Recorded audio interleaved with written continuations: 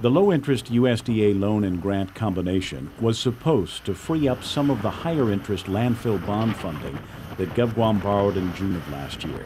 But now the administration has discovered that that USDA loan comes with strings attached. There are Buy America provisions that require all construction materials be purchased from U.S. firms. However, construction has already begun on the Luzon landfill, and a lot of that material does not come from U.S. firms.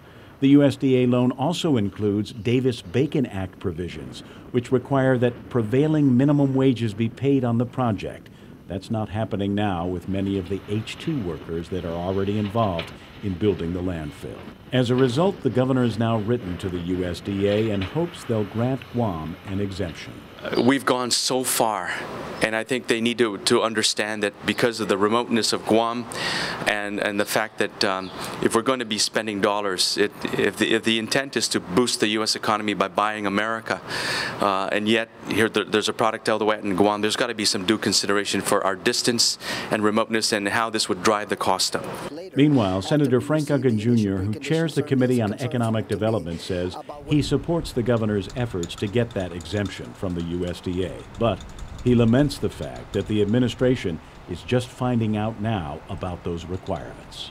I think it's very unfortunate because the preconditions of the loan and the grant stipulated that in fact Buy American was part of the provision, and for it to surface two and a half months later after we received the initial precondition certainly is a concern to me about whether in fact there's a sense of urgency in using those resources.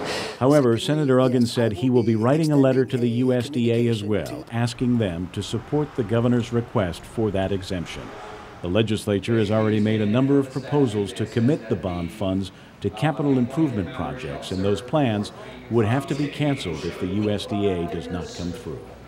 Kevin Kerrigan, PNC News.